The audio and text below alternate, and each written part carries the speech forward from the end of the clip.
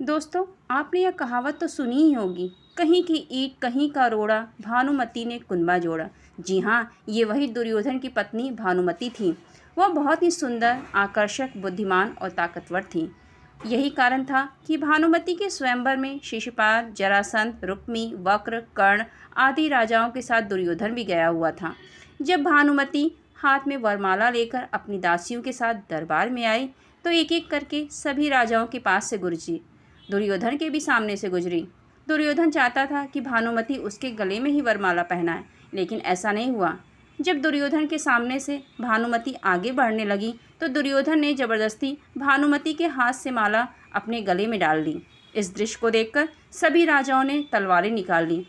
ऐसे समय में दुर्योधन भानुमति का हाथ पकड़ते हुए महल के बाहर ले जाते हुए सभी योद्धाओं से बोलता है, कर्ण को परास्त करके ही मेरे पास आना। उसने सभी योद्धाओं से कर्ण से युद्ध की चुनौती दी, जिसमें कर्ण ने सभी योद्धाओं को परास्त कर दिया। लेकिन जरासंध से कर्ण का युद्ध बहुत देर तक चलता रहा। कर्ण ने 21 दिनों तक युद्ध किया और अंत में कर्ण जीता और पुरस्कार स्वरूप में जरासंध ने कर्ण को मालिनी का राज्य दे दिया। ये जरासंध की पहली हार थी। तत्पश्चात दुर्योधन ने भानुमति से विवाह किया और उसे हस्तिनापुर ले आया। बाद में दुर्योधन ने खुद को ये कहकर सही ठहराया कि भीष्म पितामह भी अपने सौतेले भाइयों के लिए अम्बा, अंबिका और अम्बालिका का हरण करके लाए थे। इसी तर्क से भानुमति भी मान गई और दोनों ने पुनः विवाह कर लिया। दोनों की 2 संतान हुई।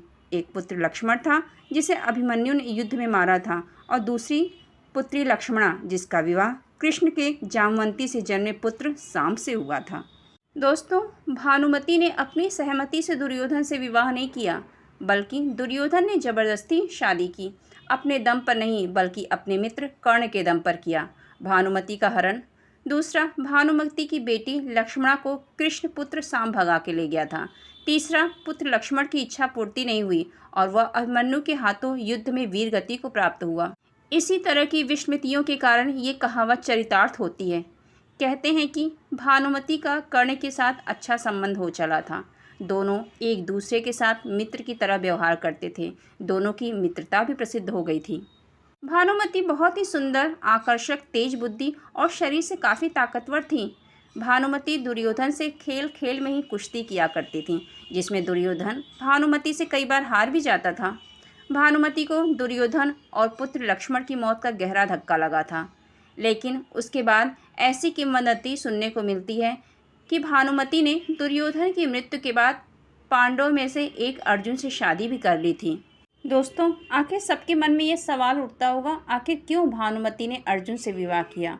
दुर्योधन की मृत्यु के बाद भानुमति ने अर्जुन से विवाह इसलिए किया क्योंकि महाभारत के युद्ध में कौरव कुल का नाश हो जाने के बाद नवसृजन के लिए भानुमति ने अर्जुन से विवाह किया था। यह पहली बार नहीं था जब किसी महिला ने अपने देवर से विवाह किया। इससे पूर्व त्रेता युग में भी रावण की पत्नी मंदोदरी ने रावण की मृत्यु हो जाने के बाद रावण के भाई विभीषण से विवाह किया था। उस समय नियोग की एक व्यवस्था थी, जिसके तहत कोई स्त्री अपने पति से पुत्र न होने या उसकी मृत्यु हो जाने की स्थिति में पवित्र मन से किसी पुरुष से नियोग यानी केवल पुत्र उत्पन्न करने के लिए एक बार संभोग करती थी। इसलिए हो सकता है कि भानुमति का एकमात्र पुत्र लक्ष्मण, चूँकि महाभारत के युद्ध में अभिमन्यु के हाथों मारा जा चुका था, इसलिए उसने दुर्योधन का वंश आगे बढ़ाने के लिए अर्जुन से नियोग किया हो।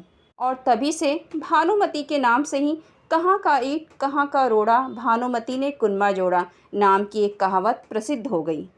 लेकिन दोस्तों, दुर्योधन में जितनी भी खामियां हों, एक खासियत उसमें ज़रूर थी। वह जिस पे भरोसा करता था उससे कभी नाराज़ नहीं होता था और उसे कभी गलत नहीं समझता था। इसका एक उदाहरण आप कर्ण और भानुमति के रिश्ते में देख सकते हैं।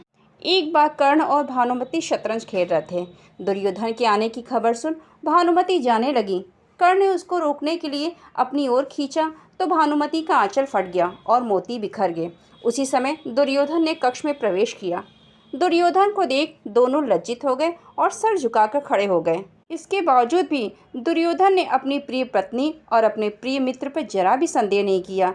ये घटना हमें बताती है कि दुर्योधन कर्ण और अपनी पत्नी पर कितना भरोसा करता था। कोई भी इंसान कितना भी बुरा हो, लेकिन उसके अंदर एक खामियों के साथ साथ कोई न कोई गुण अवश्य होता है, जैसे दुर्योधन में विश्वास का गुण था।